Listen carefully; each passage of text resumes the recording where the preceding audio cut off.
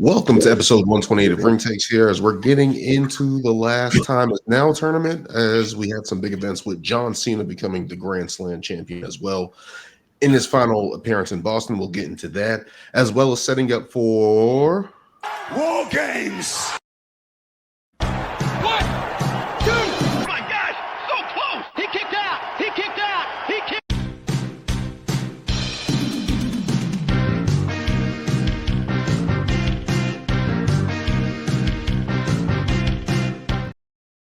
Thank you, William Regal, for that introduction of War Games as we're on the horizon of a couple weeks out. But this is episode 128, John Cena's Grand Slam. He's done it. A new accolade in the career of John Cena as he is winding down the final moments of his career. In this episode, we are joined, of course, by wrestling analysis and co-host of Wrestling Spotlight, Mr. Sonny, the Man Eagle Cain. Thank you, Sonny, for joining us again. We're here, guys. John Cena with a big night in Boston, making his final appearance in Boston. Unfortunately, it should be the place of his final match, but that's another conversation for another day. As of right now, we're going to be talking about John Cena winning the Intercontinental Championship in his last match in Boston.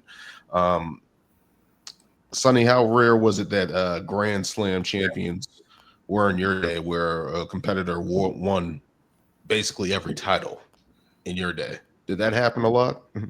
It did not. The guys would come out, they would be in the running for it. There was a lot of talk about Ric Flair unifying the World Heavyweight title and getting it on some level to where it is now, being held by Cody Rhodes, that type of thing. But it did not come to be yet.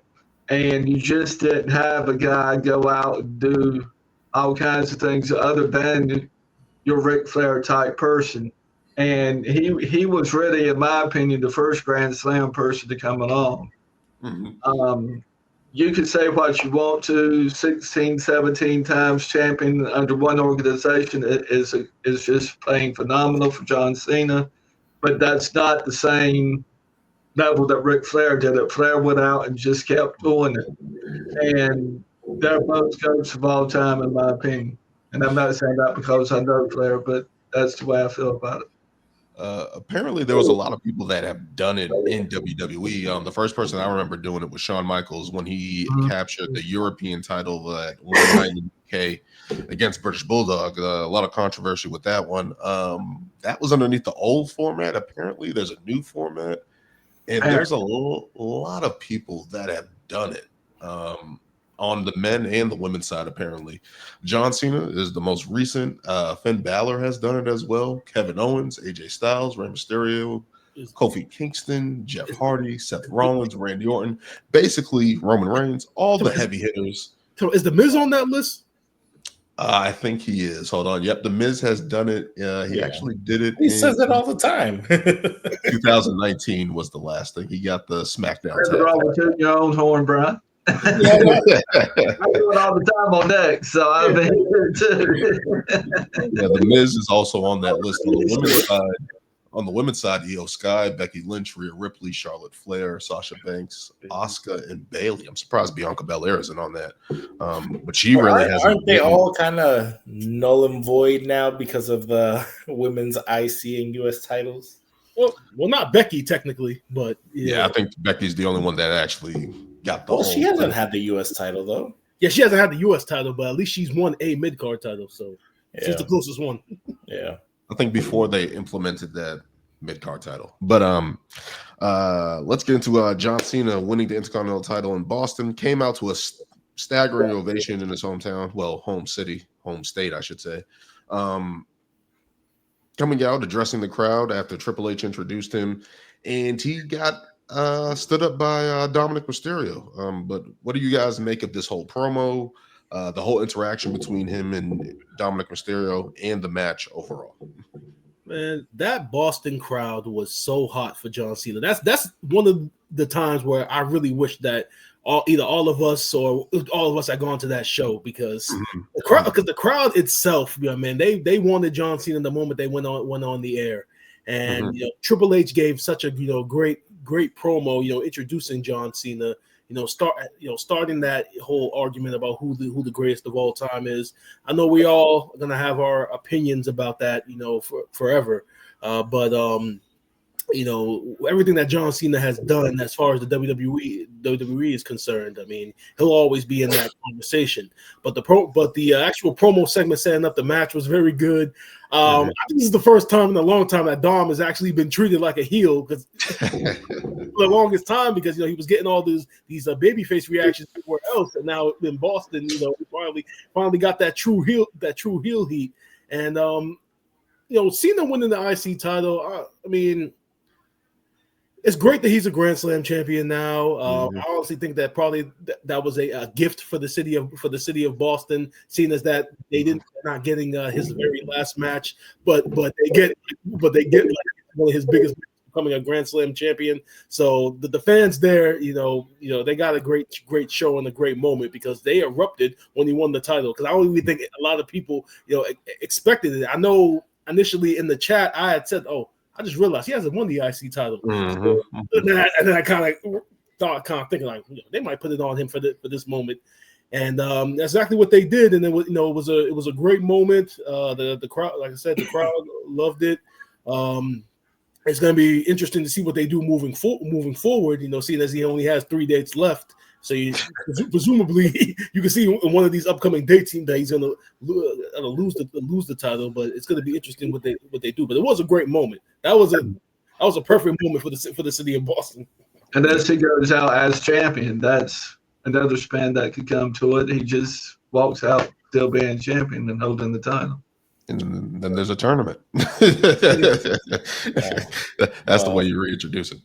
I was very close to purchasing a ticket and going to that show, but I didn't feel like spending $260 just to go over there. But either way, talking about those ticket prices, they were selling seats behind the stage. Yes, there were so many seats behind the stage, and those were the cheap seats, the 100, 120, 130. But it's like I took a look, Lewis. I took a look. I was looking out the whole way. And I wasn't going to pay that. But either way, I mean, we all know that John Cena coming out the green, the garden, like it was gonna be a roaring crowd, and that's exactly what you got. I honestly feel they should have kind of saved that for the main event. Not to take away anything from the women's tag title match, because they've been doing great, but just because, Boston, Cena, IC title, I feel like that would have been a nice send off, especially with like Raw not even being 3 hours like that anymore. I think it just would have been a great way to like end the night. But either way, loved Dom in this scenario. Yep. Yeah, he's playing the character, perfect that he is to a T, calling him the greatest luchador of all time and everything. And even just coming out and disrespecting Boston, disrespecting John Cena and everything. And, obviously Cena being the vet, just kind of like, you know what, you can do all this, but, we're going to do this right now. And, it was great to see him get the title.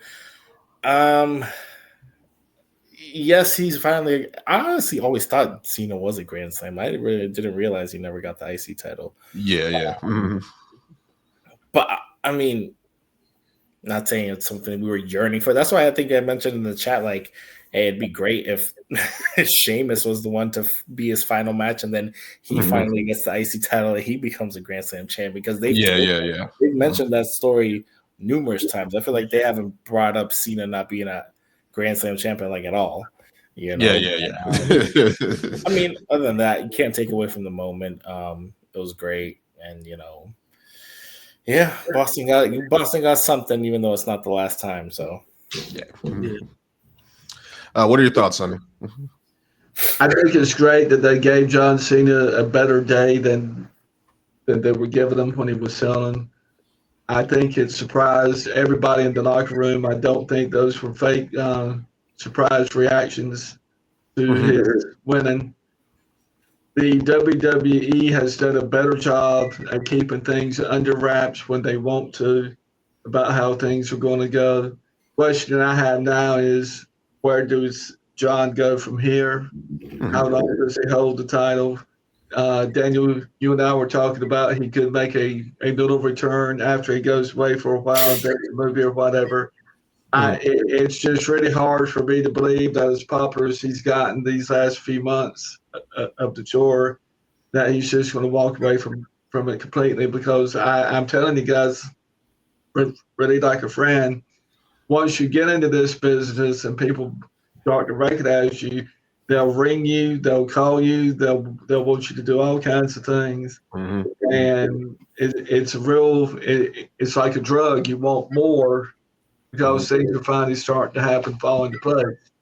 And John just really paid the ultimate price as the heel. I don't think he ever liked being the heel, and I think that's why he flipped back. So for him to get his day was great. To go against Dominic Mysterio's only been there 4 years, but I think he's proven his weight.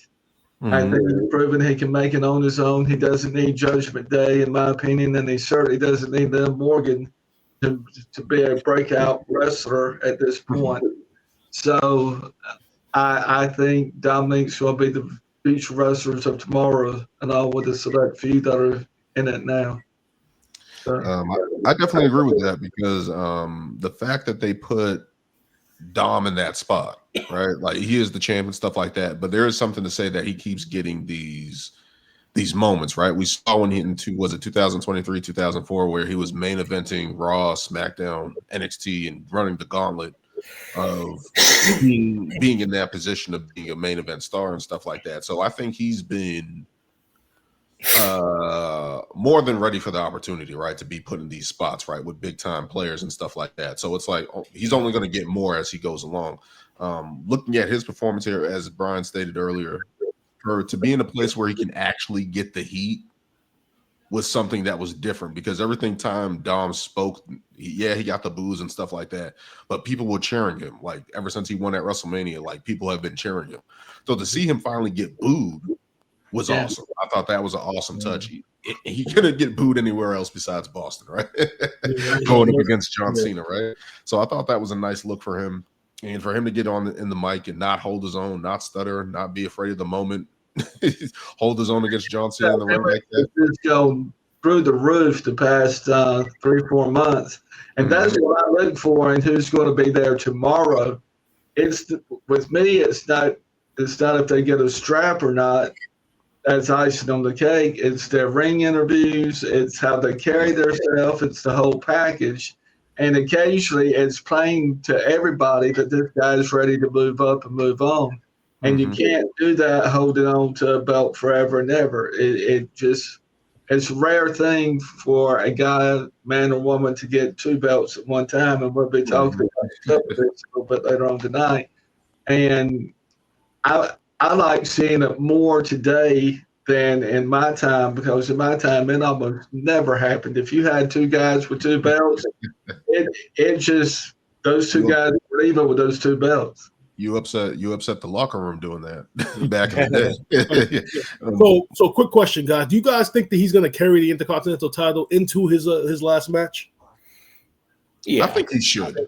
Yeah, because I think that should be the actual passing of the torch to a person who deserves it, right? Like a person who's earned that spot, maybe a younger guy.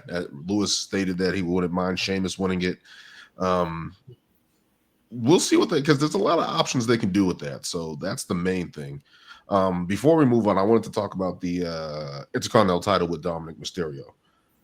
Him losing the title, I was kind of sad, because it was like I wanted to see him versus Rey Mysterio in San Diego for the title. I thought that would have been a nice little nugget in cast to San Diego. But we were talking in the chat earlier in the week after the match happened, and you guys brought up the AAA title. He could face Rey Mysterio for the AAA title in Mexico. And I didn't think about that at all, which would be a legendary moment in their history, in wrestling history, to have that actually happen. So Yeah, I'm yeah, not mad that Dominic lost the title, Yeah. given that Yeah, yeah. opportunity is still out there.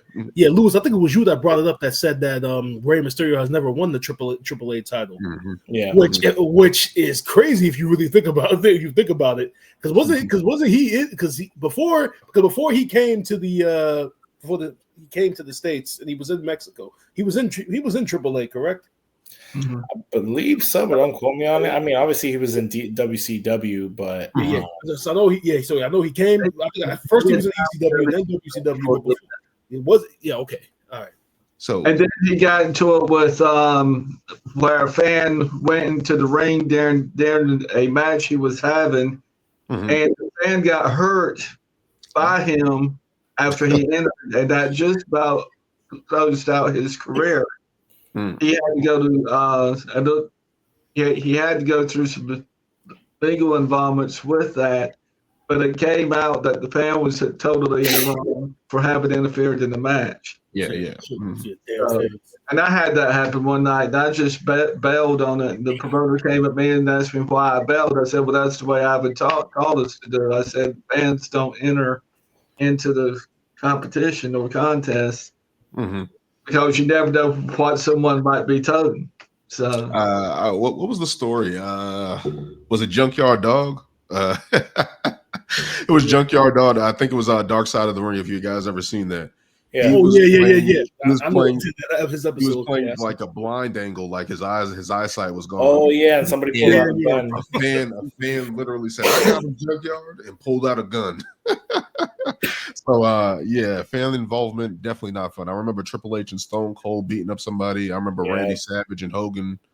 There's been a couple stuff caught on TV and stuff like that. When Hogan turned heel at Bash at the Beach, and then that one fan tried to come into the ring. Yeah. Around to the point that he tried to get me to tote, and he said, "Well, they're going." He said they walk right up to you when you're getting in your car to go home. He said, "How are you going to handle that?" I said, "We'll shut the door up and then lock it." Nah, man, that stuff is crazy. I remember the fan walked up to Seth Rollins when he was coming out. I remember that. Tackled them or whatever. Yeah, they tackled him, and I'm like, that's just crazy. But hopefully that doesn't happen. Died by a fan, so I mean, things happen, and that happened to Flair and Raleigh. Yeah. There's stories of all that stuff happening, and it's just crazy. So hopefully it doesn't continue. But yeah, John Cena is the Grand Slam champion. We'll see what happens with the Intercontinental title, if that's going to be the final match at Saturday night's main event taking place next month in Washington, D.C. Speaking of next month, let's get into the last time is now tournament.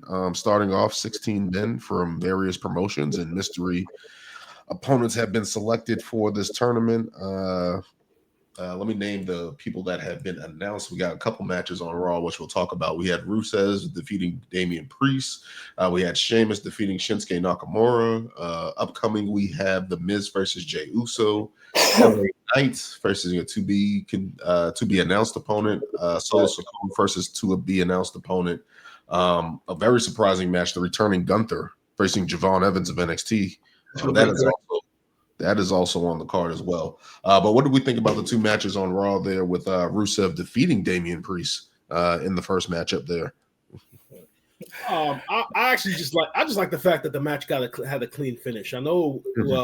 I hope that all the matches in this tournament that there is no hoopla with the mixing storylines and anything. So I just feel as though because it's for an opportunity to compete against John Cena in his last match, I feel that every match should have a clean finish. And and obviously, Rusev, since he's been back, he's been putting on great matches, and Damian Priest has always been very solid. So the match that they had was very good. Similar like you said, Lewis, with Sheamus and the Intercontinental title. If Cena is still champion by his last match, you definitely would love to see Sheamus in that spot.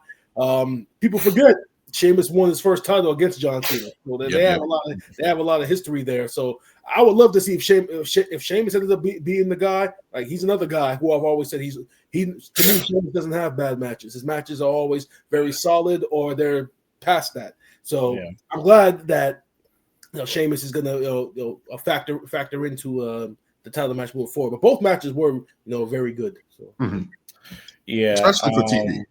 Especially for TV. No, for real. Yeah, you know me. I'm huge fan of Rusev. Always have been. Glad that he's getting more airtime and just showing dominance, and he's one that honestly, like him versus a Gunther, like him, even him and Sheamus have had some amazing matches coming back. Like that's probably a dream match right there, at least for me, just because they're just two huge guys, heavy hitters, and it's just as of right now, that's the next matchup for those guys. So yeah. one of them's not going to advance. I think the only down part for that match is just Damian Priest, and just in the like where his character is. I think that's just where I'm kind of like, damn, like this guy was at like real high, finally got the world championship, was in the main event for a bit, and I don't know what it's going to take for him to get back into that spot. He's kind of been lingering the mid card for a while, so I just hope he gets another opportunity at some point. I mean, he was in the main event on SmackDown, so. Oh no, he wasn't. I thought he was on Raw. He was the world heavyweight championship. I thought he was in. No, I'm thinking of something that he did interfere in the match. He did interfere on SmackDown. SmackDown from that was Cody and Aleister Black. Sorry. But yeah, same thing like what Brian said. I hope all these matches are clean. They're not like people screwing people over. Obviously you're gonna have heels doing heelish things. Obviously, like Rusev kind of did, going after the left eye and all that stuff, or whatever. But I hope there's like a clear, definitive, clean wins for all of it, so that way there's like no question of the person going into it, is legitimately deserving of this spot. And if they are the one that either are going to get the win, it's like it's actually going to elevate them, to a better spot. What you think about the two matches, Sonny? I liked them as far as the athleticism went. And Sheamus has had a year kind of like Drew McIntyre, in my opinion. He just goes out and whatever happens to him happens, and then all of a sudden he finally catches a break here at the tail end of the year. That's well deserved. He's built like a wrestler. He moves well in the ring, and I think he may be a serious player at this point in time. He's winded. He doesn't blow up in the ring during his move sequences. These are things that I look for, which oddly enough is what Triple H checks out in some of the guys too. He takes bumps well, so I think he's somebody that the guys can continue to work with and use as he progresses upward in the business. I thought the two matches were good. I like the angle of Damian Priest's eye that has been affected over the past couple of weeks, especially with the fireball. Like Rusev actually adding that into his character was a way that he can actually get the win. And I was happy that he got the clean finish like that. As for Sheamus and Shinsuke, two guys that are veterans, proven in the ring. I feel bad Shinsuke loses at this point in his career. I don't know what he's doing, what they're going to do with him going forward.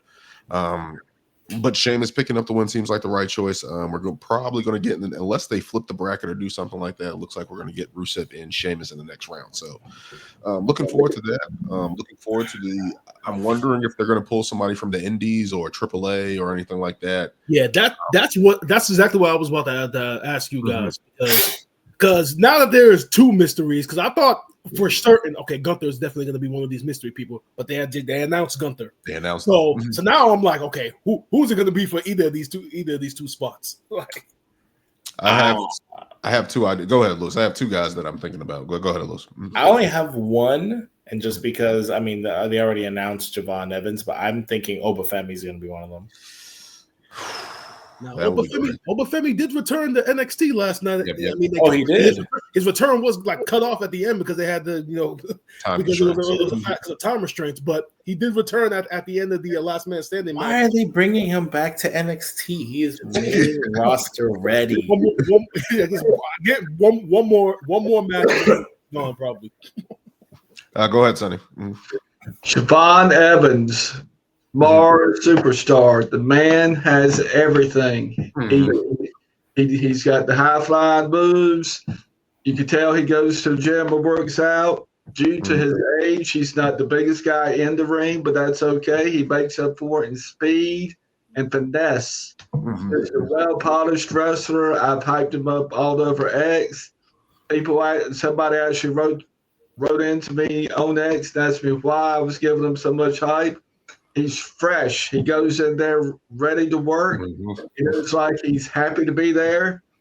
That's what H is looking for, guys. He's not looking for people going in there week in and week out complaining.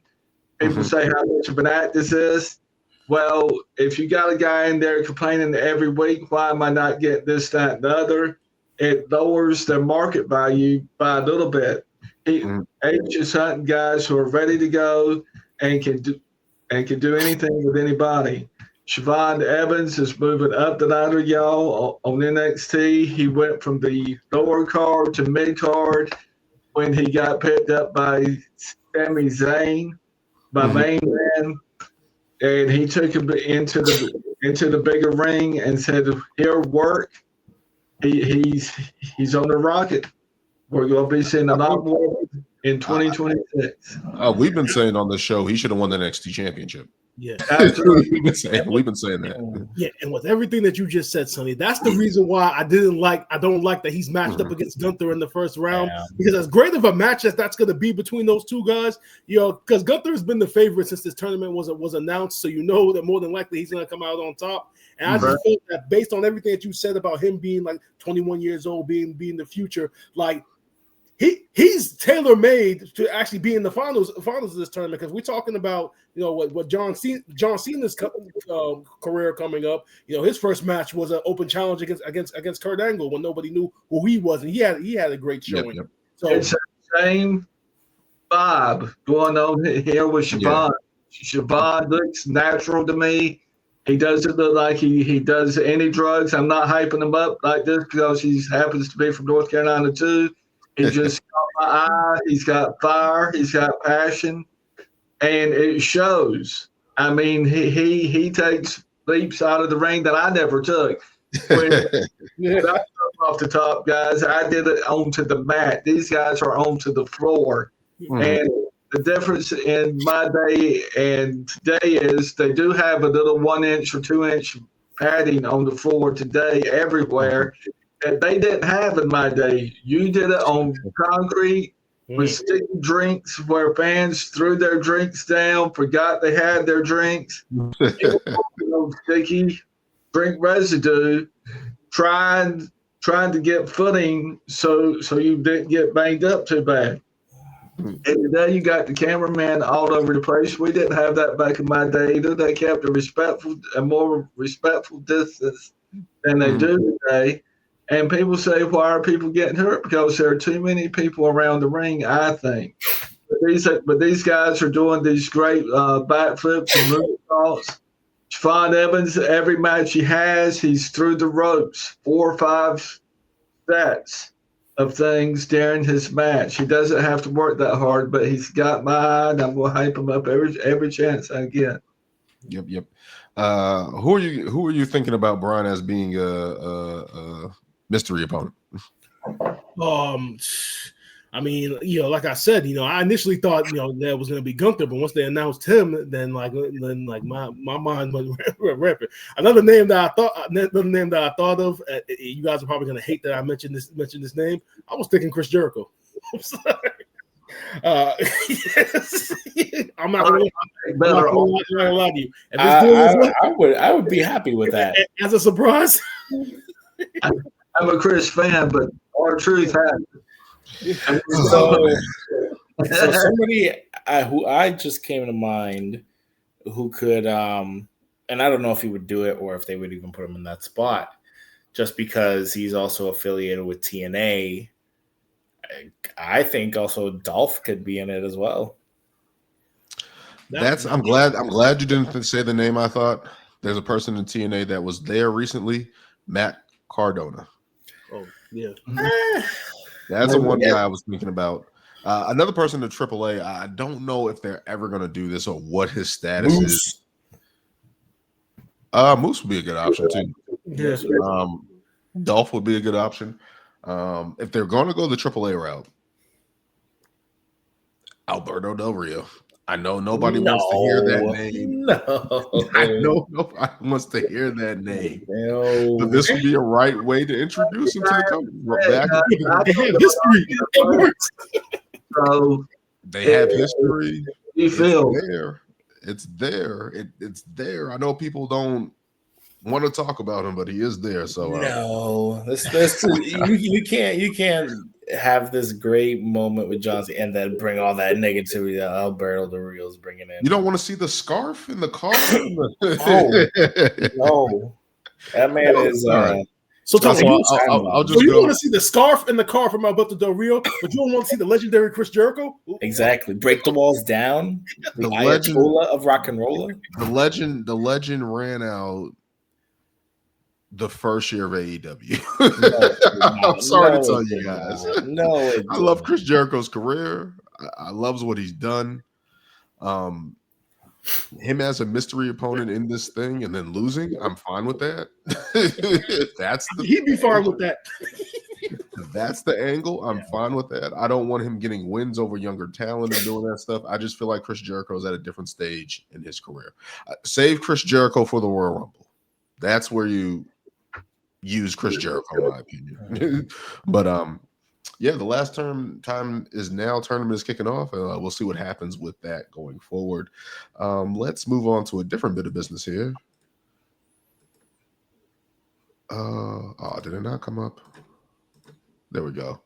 War Games. Oh, hey, William Regal. Thank you for joining us again and getting us set up for that. As we get set up for War Games, which takes place in a couple weeks here, heading up. But let's get into the men's. No, that's the wrong one. The men's War Games match coming together here on Raw, which I have a couple of thoughts about. But what do you guys think about how this War Games match is coming together? I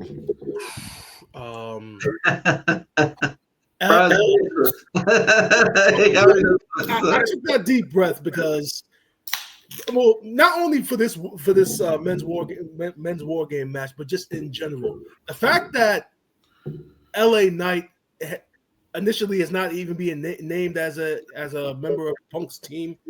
It's kind of surprising because he's literally been feuding with Paul Heyman in the Vision for the last 3 or 4 months. So it almost made too much sense that he would be on this team. And then on Monday Night Raw in general, I guess apparently on social media he cut a promo during the commercial break during Netflix. And they cut him off mid promo to go back to the show. So I don't know what they've been doing with him. I don't know what he did backstage, what he said to somebody, or what the case is with LA Knight right now. But how is he not automatically factoring into this story? But yet Cody Rhodes is after just being in the program with Drew McIntyre. I don't understand that personally. It should take Cody out, put LA Knight in because LA Knight fits. Why is Cody better than me in this story right now? Isn't War Games 4-on-4 though? 5-on-5. 5-on-5. Yeah, so they still have time to add people to the teams. It's like Cody hasn't been Cody. I know Cody kind of has history with Paul Heyman and everything, but he hasn't factored into this Vision storyline as much as like an LA. Yeah, not at all. Outside of facing Rollins.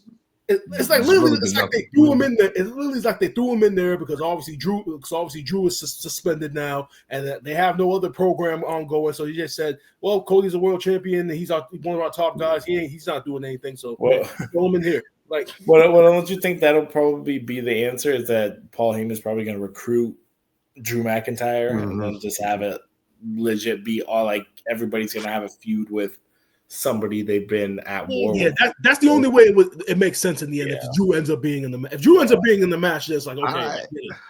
What do you? Let's get your thoughts, Sonny. What do you think about the War Games match coming together with Punk, Jay, and Cody on one side and the Vision on the other?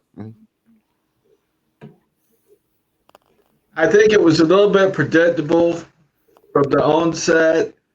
Something I want to add to the conversation, if I can. I liked Lord Steven Regal's involvement. I'm a huge Lord Steven Regal fan, always have been. I liked his coming out and and getting the conversation started. I also like Triple H telling Shawn Michaels, well, what if I come back to NXT? And what is this going to do for you? And watching those two kind of go at it, maybe in real life a little bit. But, it's War Games has always been a decision maker in feuds. So this is another case of a feuding situation, in my opinion, from days of old. War Games actually came from World Championship Wrestling, and it is a continuation from that era. If you want to see some great former War Games matches, go back and look at some of WCW's things, and you'll see War Games there with the Horsemen and different people.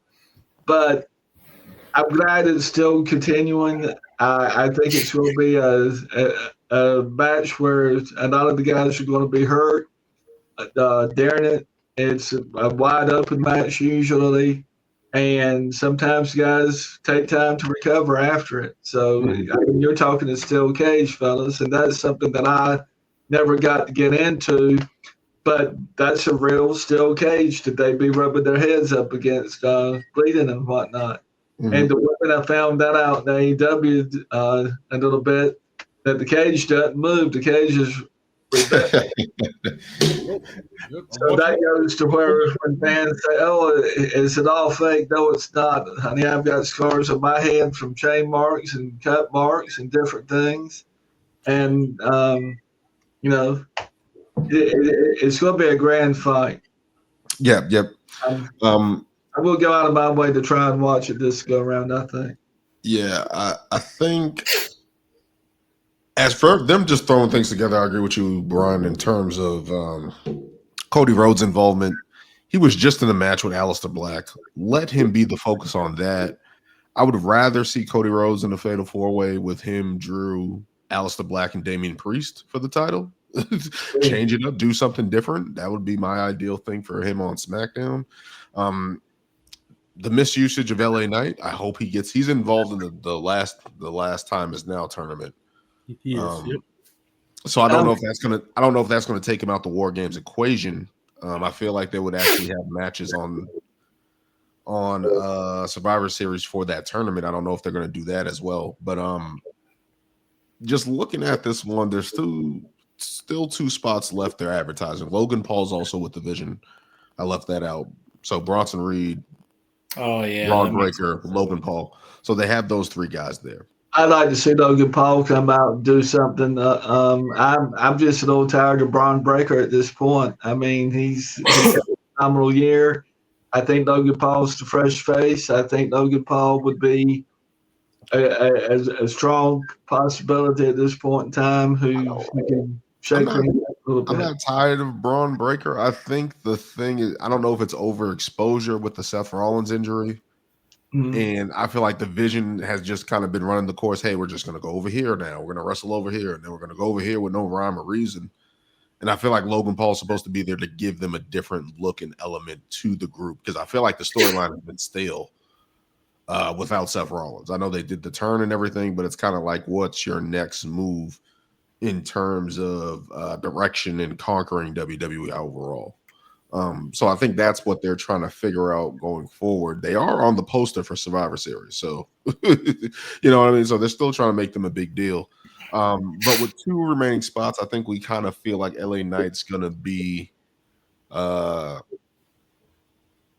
the babyface team. But who do you guys think, who do you guys else think could be in this matchup for War Games?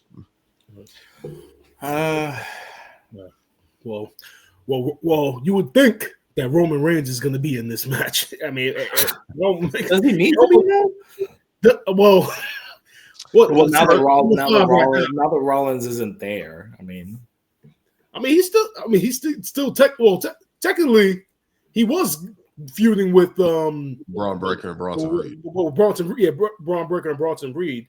Mm-hmm. And his last appearance was the what was it, the tag match with the Usos, where we pretty much said, like, I don't want to see you guys until Christmas. I want to see you guys till Christmas or whatever it was.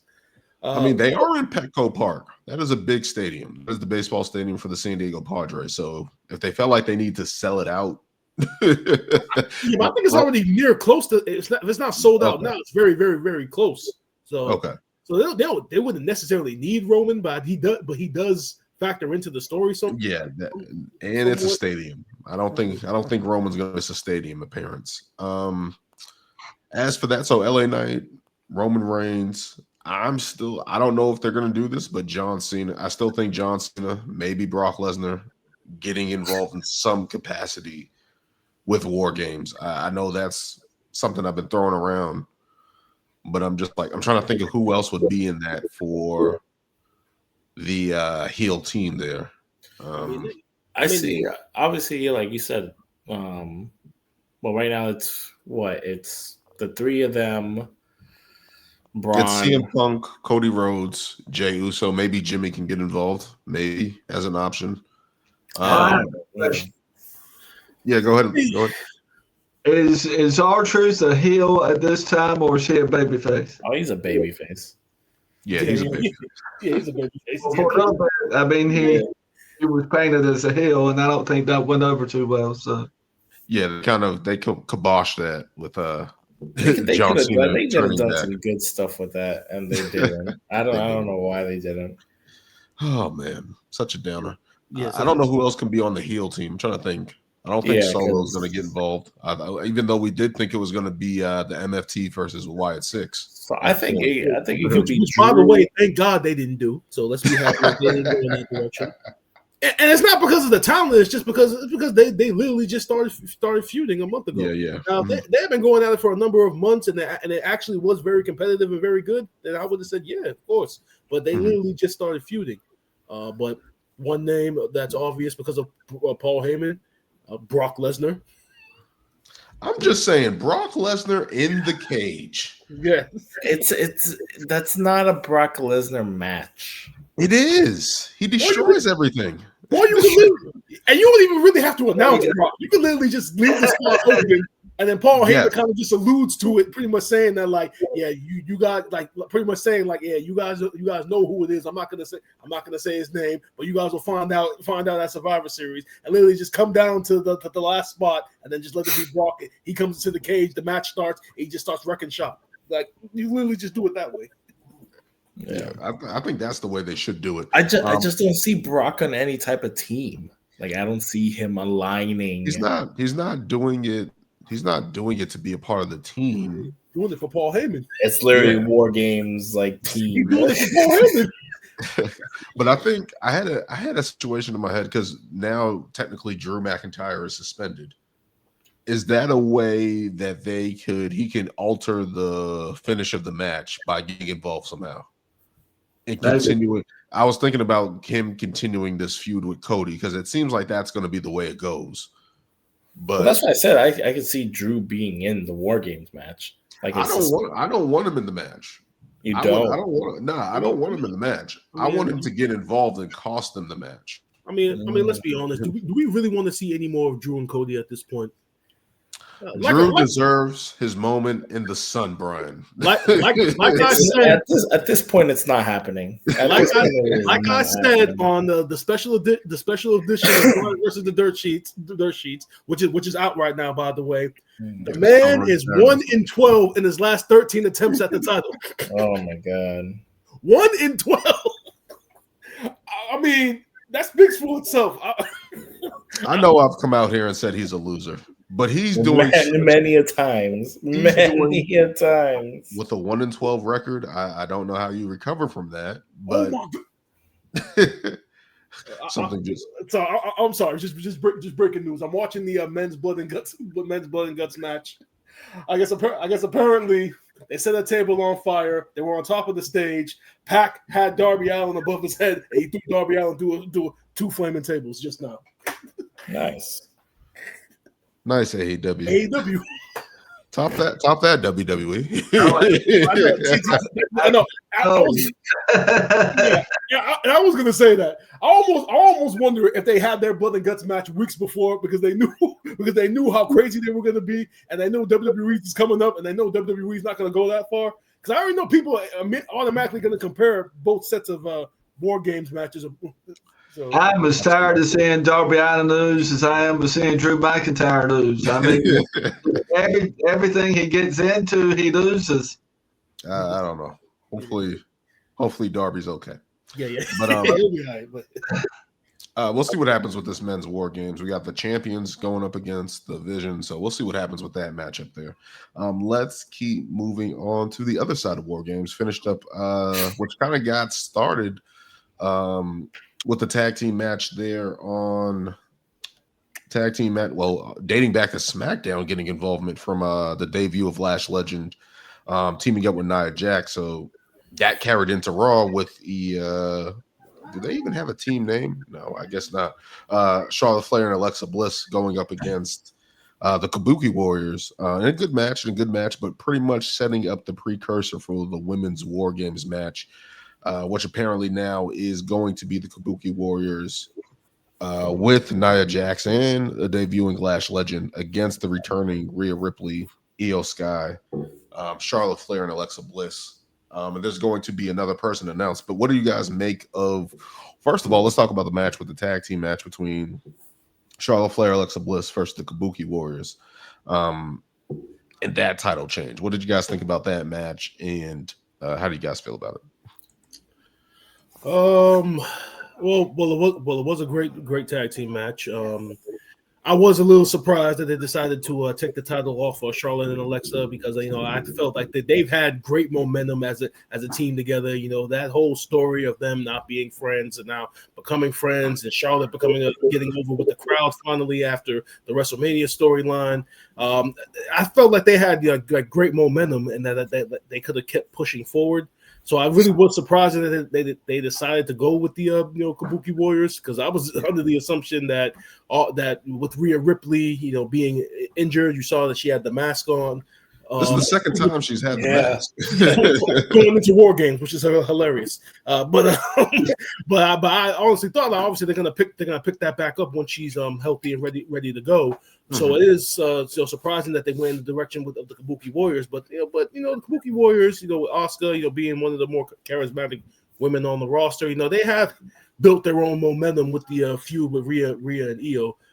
It's just that I just felt that Charlotte and Alexa, since they've been together, I felt like their momentum was greater, but it felt rushed. It felt like that didn't need to happen. Yeah, the title change didn't need to happen. Yeah. I think that's the thing. Why didn't that end in a DQ? That's my thing. I thought that would have been the better option. The ref didn't see it. Good point. Come on, Dan. The dumbest person in wrestling. You don't know wrestling logic at this point. The dumbest person in wrestling is the referee in wrestling. So yes, did not see the interference from Nia Jax and Lash Legend. Before in episode 127, I made a rant about Lash Legend being missing. What do you guys think about Lash Legend being called up and being paired with Nia Jax? I think it's great. I think it's great. Well, I'm happy for her because I guess that they heard what you said, Daniel. They sought to put her better position her, and the fact that you debut on the main roster and then literally in a matter of weeks. Your first PLE match, one of your first PLE matches is going to be in a War Games match where you're going to be rubbing shoulders with the top women in the division. I mean, anybody would love to be in that spot. So I'm happy for her, and from that standpoint, and obviously her and Nia being together, obviously you see the connection there. Only thing I didn't like about it is just the fact that she's in another tag team again. And I get it; the circumstances are a lot different. But literally, they fired somebody or let somebody go because they felt like she had more upside by herself. And now we're putting her back in a tag team. Granted, it's with Nia Jax, and eventually, when they do separate, Lash will be better off for it. But I just didn't like that. Like the fact that she was in a tag team. You let that person go so she can be on her own. And now we're putting her back in the tag team. I just felt that like that's kind of moving backwards, even if it is with Nia. But other than that, very happy for her, and she's got a great opportunity here. People forget that Lash Legend, she's homegrown. She was a basketball player before she became a wrestler. So, she's continued to get better year after year. So this is great for her.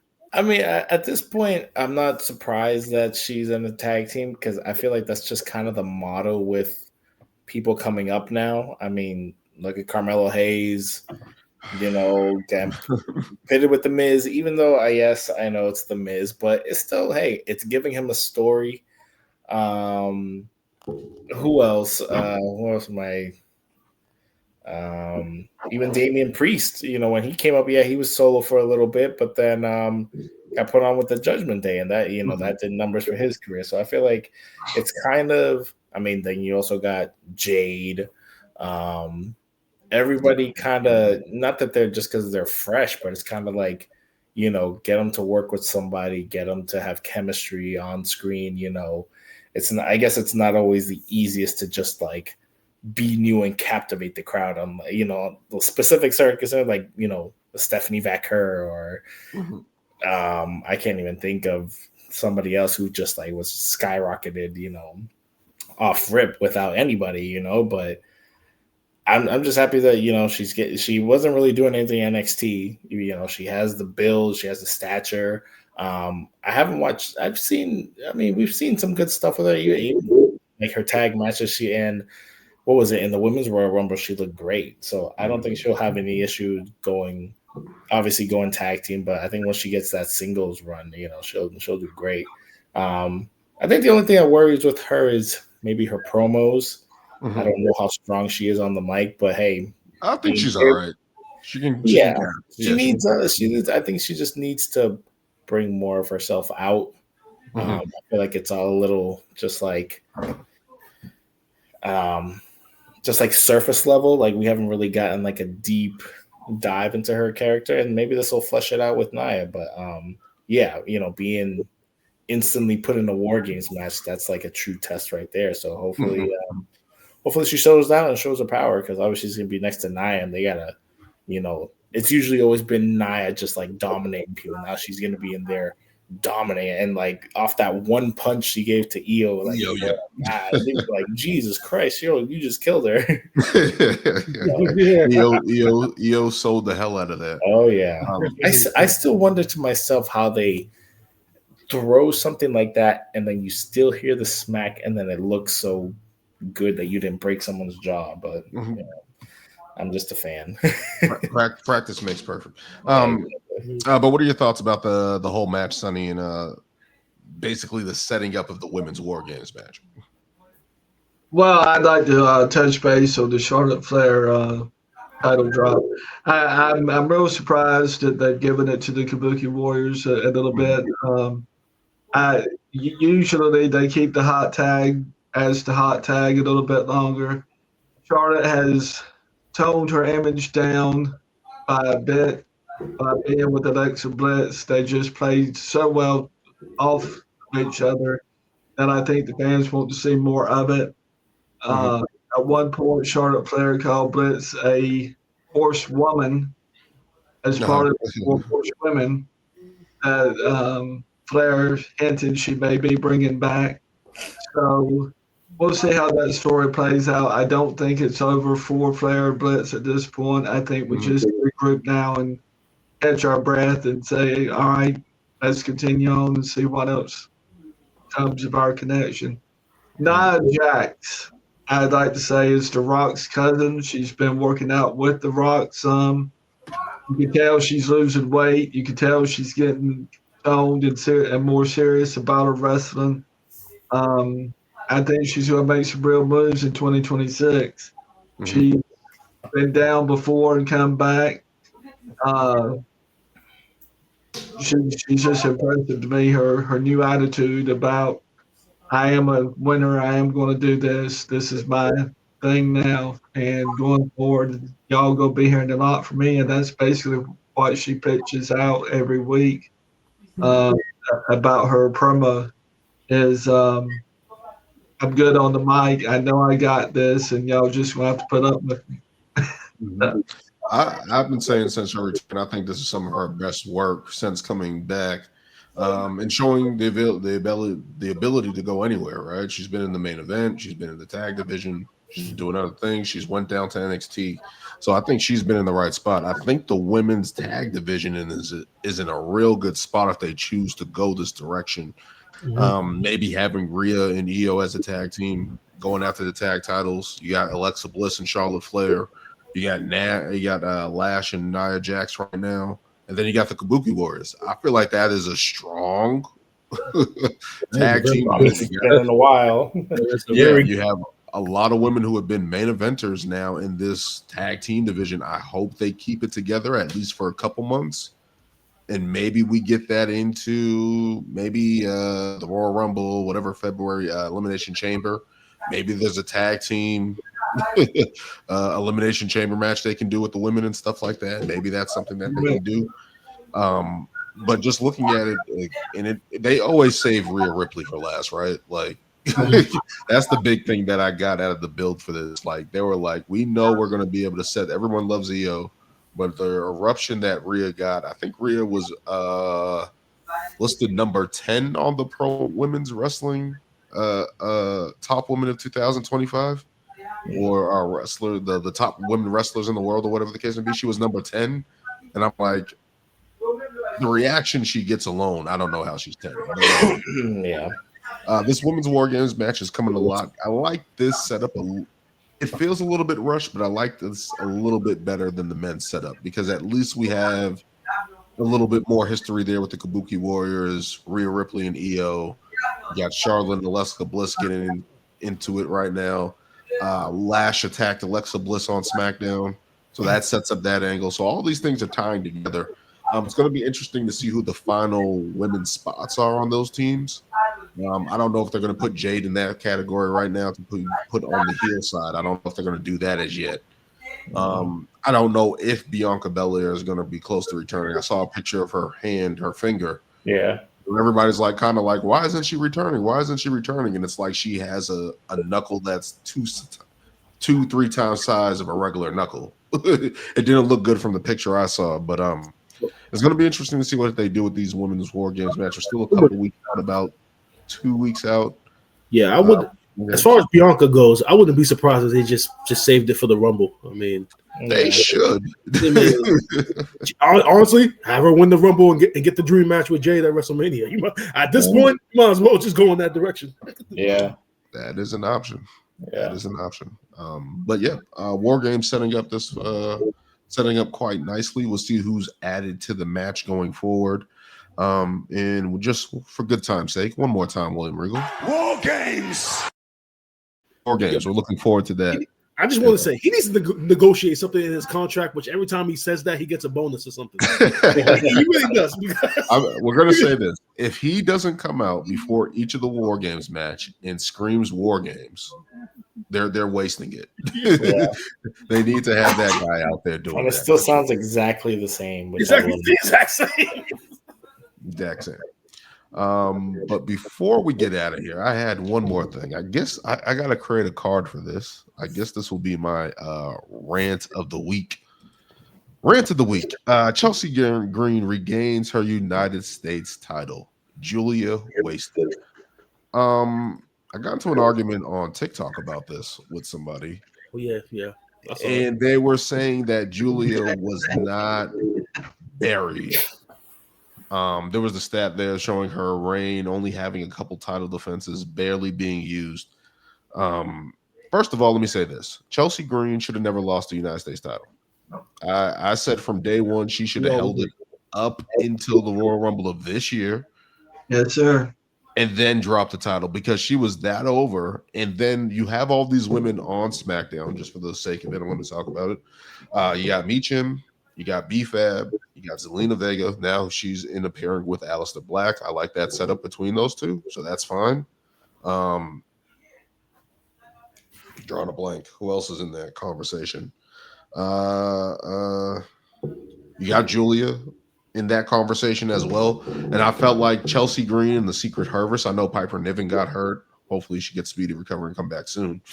But you could have kept building this United States title with Chelsea Green by devaluing it, putting on Zelina Vega, and then having a lackluster run, putting it on Julia and having a lackluster run. what did that improve their status with, that they just have the title? Like, that didn't do anything for either of those women. And they're doing all this stuff with Julia. She's barely defending the title. She's barely on TV. She's been here and there doing certain things with this Kiana James. I don't even like that pairing. I don't understand that. I guess it's the old trope that they need somebody to speak English. Yeah. I don't know if that's it, but it's very frustrating to watch week to week, first of all, what they're doing with these mid-card titles, because we've seen what they did with Becky Lynch winning the Intercontinental title, Lyra Valkyria winning the Intercontinental title, doing those things to build up that title. But on the versus with the United States title for the women, they haven't really kicked it into high gear of doing much of anything. And that's been aggravating. Yeah. And I don't get why they just don't clearly just do the same thing you're doing with the men's. Just do an open challenge and give these women a time to shine and have these matches. It's like the formula is right there. Especially for Julia, who we have admitted that, like Daniel has NFL stated that, like, her strength is her in-ring ability. You could be doing the exact same thing you're doing with Dragunov right now and have her as a babyface in the process because the heel run hasn't been working. I guess my only. Oh, sorry. Go ahead, Brian. No, I was just gonna add. I know that Sonny, I know you can relate to this. I know the term "buried" is a term that gets like thrown around a lot, maybe used unnecessarily. But I think it applies in this case because of everything that led up to it. Like Daniel, you mentioned the random pairing with Kiana James, the fact that Chelsea Green shouldn't have lost the United States title in the first place. I mean that since she lost it, Zelina Vega had it, didn't have a bunch of title defenses, wasn't getting a crowd reaction, and then Julia randomly beat her for it. Same thing. Not a lot of title defenses, not a lot of crowd reaction. So literally, all these negative things have led up to the moment with how she lost, especially in like a 2-3 minute match. And like in this case, I think everything led up to it being a burial. So yeah. So I think one point I wanted to make was I feel like, well, one with my comment about the U.S. Open Challenge, I feel like that only works with a baby face. Yeah. And honestly, I mean, when Chelsea had it, obviously she was a heel. Now she's kind of been on the baby face-ish side of it, but you could have easily done it with Zelina. Yes, Zelina's not the biggest. Yes, she's not, but I felt like they gave it to her just to kind of like, all right, here, you're going to get your moment. But it was just like, well, we have this new up-and-comer and we need to give her something.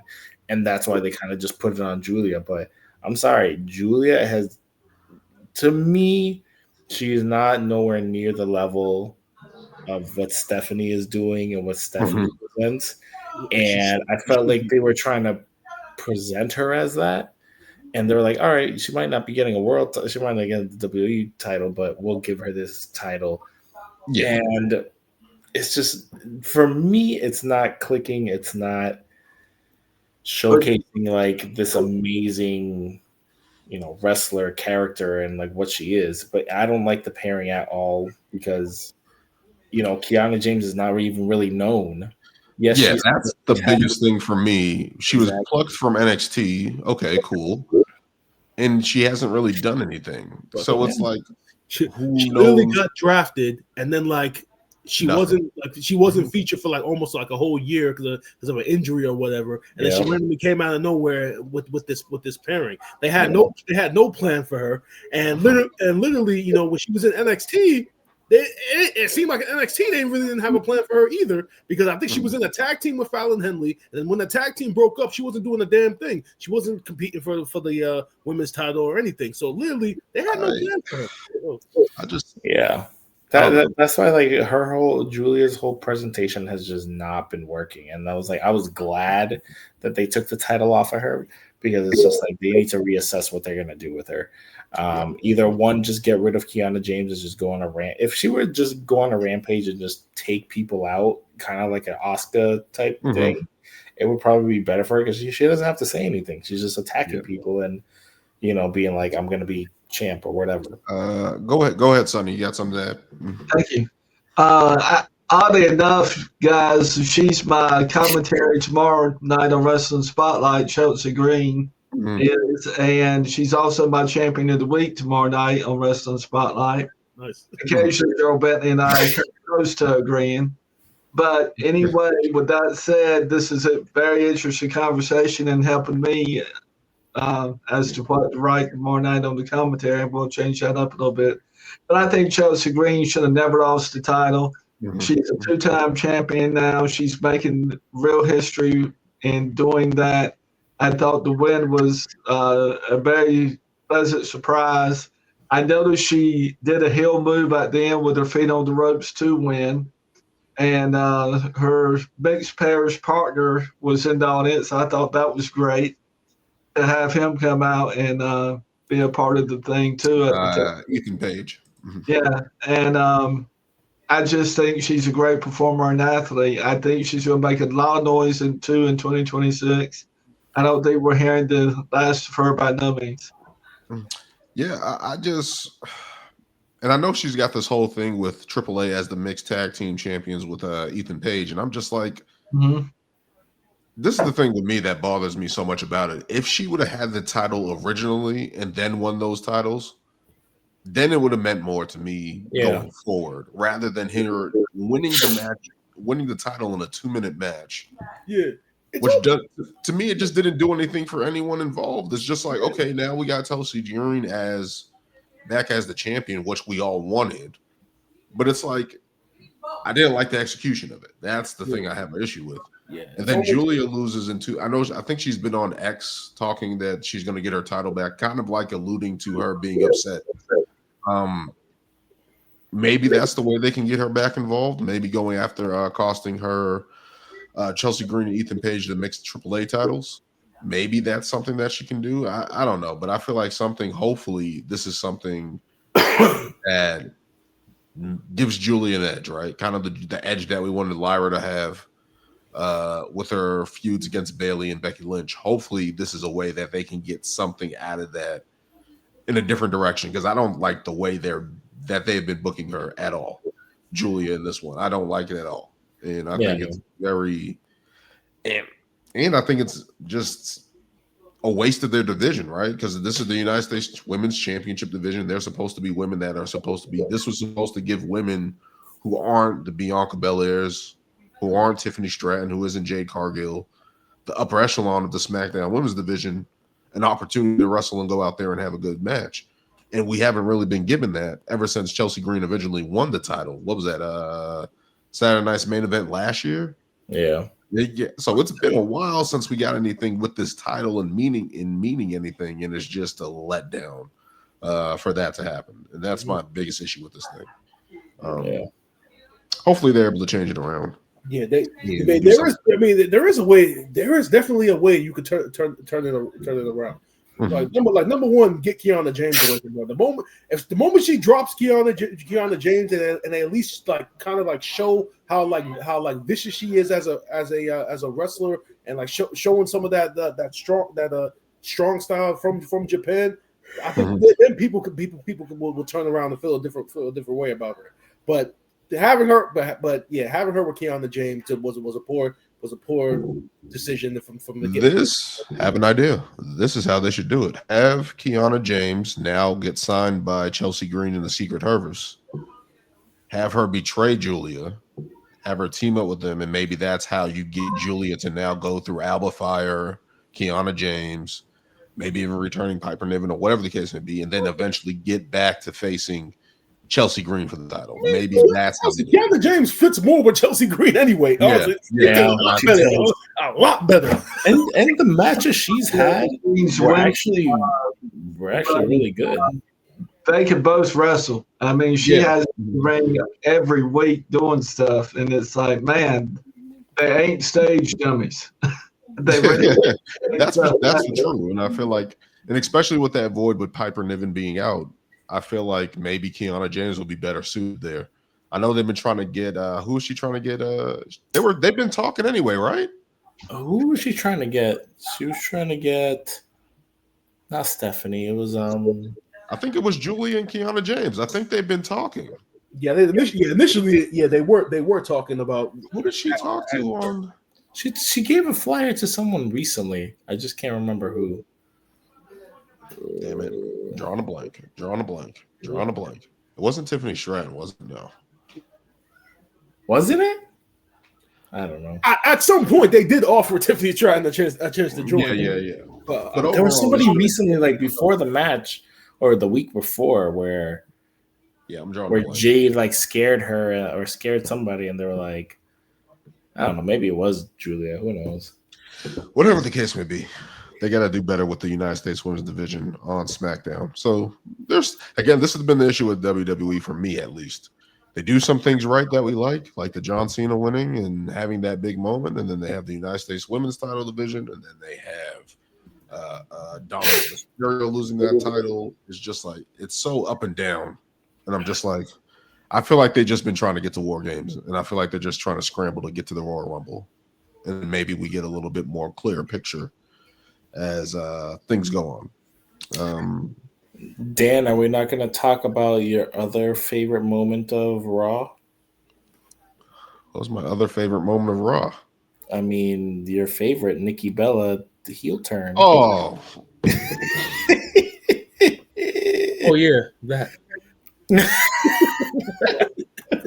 First of all, Raquel Rodriguez looks great as this new role. She has been impressive and been improving over the course of the year, and I'm very impressed by her. Now for this Nikki Bella thing. We all saw this coming. We knew this was going to happen. Of course. And I'm tired of WWE's only course of action for the women in the division is that they're friends. Yeah. It's the same story. And the betrayal, basically. It's the same betrayal story. And you kind of knew it was coming the moment they got together. From jump. Like you know damn well Nikki Bella and Stephanie Baker don't mix. I don't care how many times Michael Cole screams into the mic that they're friends and they've been talking back. That's not enough to sell me on anything. Yeah. I'm sorry. That's not it. You either give me like a good 3 months of friendship, but not like 2 weeks. I just don't know what they're doing with that. And Nikki Bella, I'm not saying that she doesn't have any value or anything like that, like Brian was saying, with terms of what she brings to the product and stuff like that. But I think we can all agree that it's not working. No one really. It's not needed. She's already had her matches, and she shows out. She does what she can do, but we don't need her in a main event spot. If anything, go after these titles that you've never held. The US, the IC. Don't go after. She already lost to Becky, right? So you figure that would be the person that she would go after. That great match she had. All right, let's not get carried away, Lewis.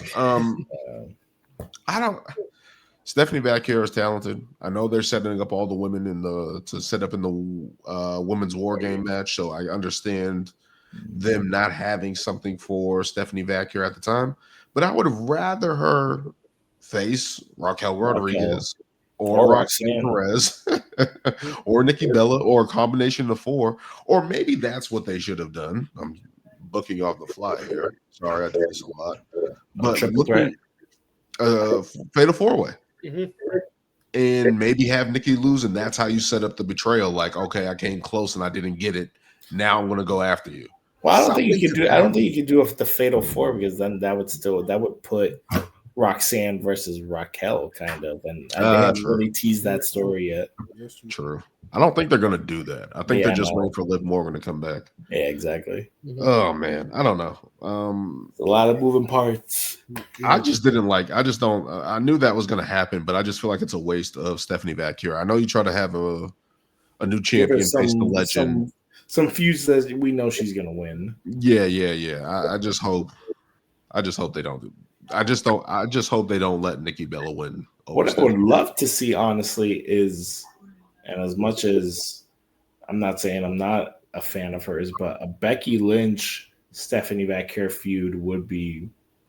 I think that would be pretty good. Yeah, actually just saw a report that that might actually be the women's title match for WrestleMania. It's an idea, but right now it's either between Becky or Rhea to face Stephanie. One or the other. Two great matches right there. One of those more than the other for me. But I guess. I will say this know about which Becky Lynch. I've been hard on Becky Lynch, but the promo she's doing, I'm liking right now. Between her and Yeah. Maxine Dupree, kind of that veteran versus the youngster. I love that right now. So we'll see what happens because I believe they're supposed to face off next week on Yeah. Raw as well. Yeah, in the garden. Yeah. Yeah, Yep. so that's going to be a big show as well. So we'll get back into that next week. As for this one, this will be for episode 128, and that's 2 rants of the day. I gotta create a graphic for that rant of the week. I gotta because something's always making me mad at some point. Maybe it's not gonna be every week, but when something pisses me off, I'm gonna try to put it up there. But that'll be for episode 128. Don't forget to follow us on Instagram, TikTok, and at Ring Takes. Sonny, thank you for joining us. Of course, you can check out Sonny on Wrestling Spotlight with Gerald Bentley.